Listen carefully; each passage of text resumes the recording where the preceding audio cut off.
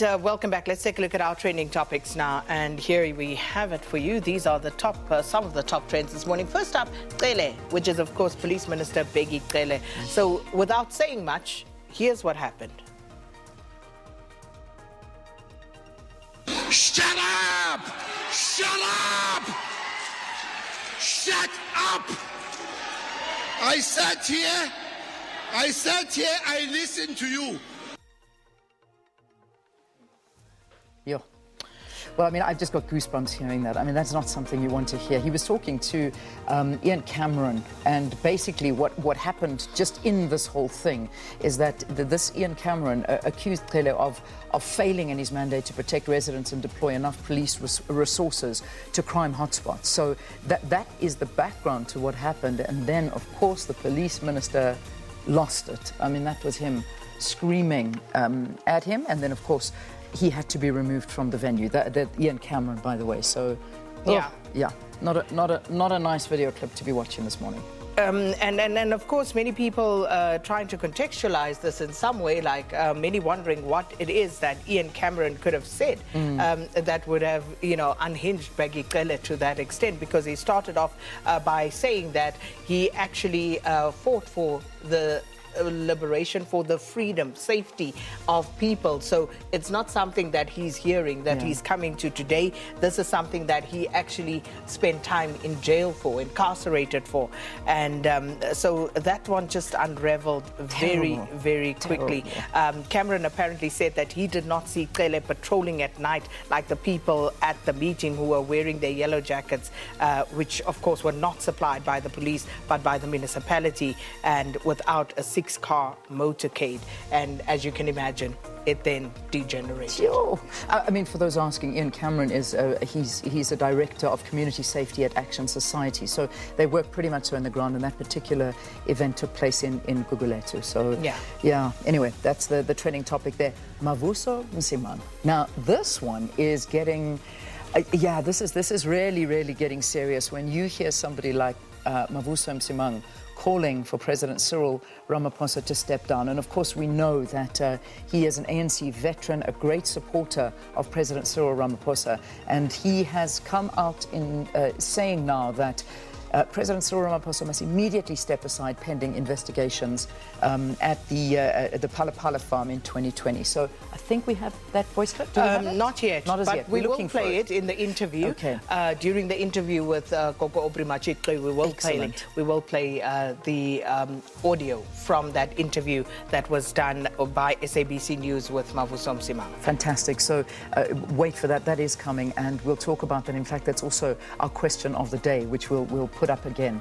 Sitelo, talk to us now. I mean, I'm a little sort of confused on this one and disturbed by the photographs that we've been seeing now.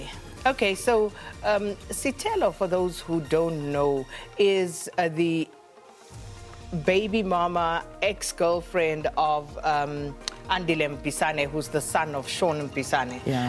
And she, of course, yesterday revealed some photographs of on screen, abuse that she says she allegedly suffered at the hands of Andile Mpisane.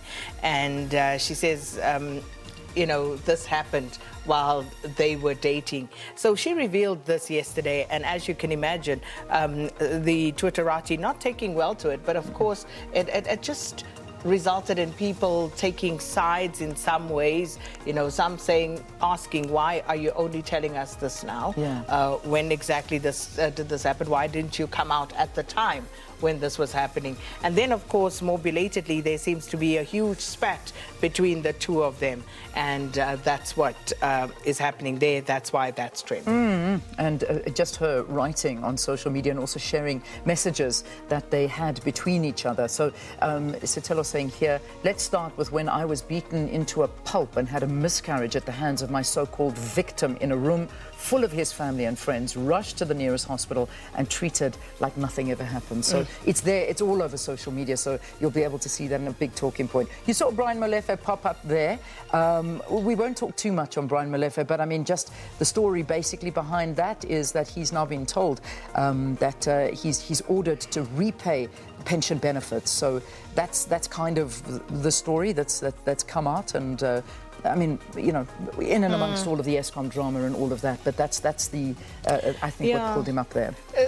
That was a long, huge story at the time, remember, about when he moved from Transnet to Eskom and how those pension benefits were calculated. Eskom had bought into some long story. But, you know, we've traversed that ground at previous stages, so we won't go down that.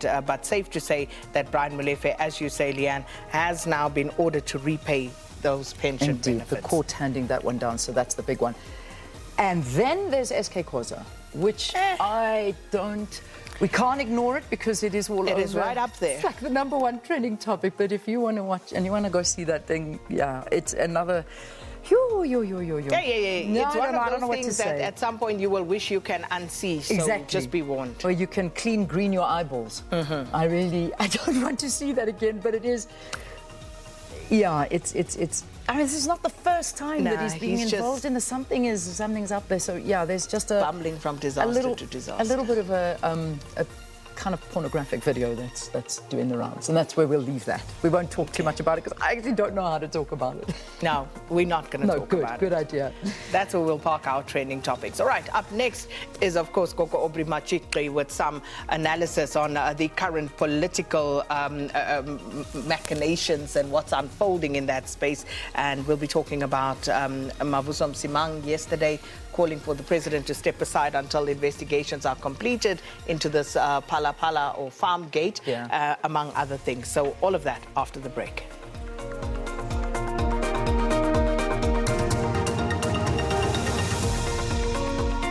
We are a nation with a lot to say, a nation with strong views, a nation that wants to be heard. Now you can have your say. After all, it's topical.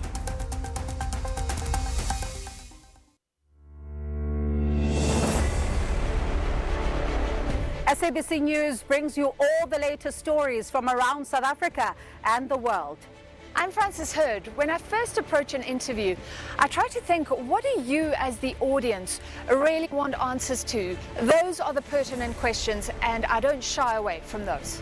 The body of South Africa has been wounded by corruption, unemployment and poverty. It needs the strong medicine of accountability. I'm Imandra Petty, and I'll be using my years in the field to excavate the truth and get the answers.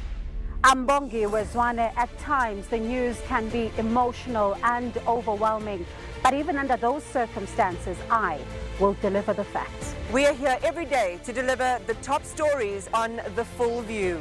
Not in front of your TV, no problem, because you can live stream the show on SABC News, the app, and you can catch all the interviews, all the headlines on virtually any device. Independent and impartial, right here on the SABC News channel, every day between 5 and 8 p.m.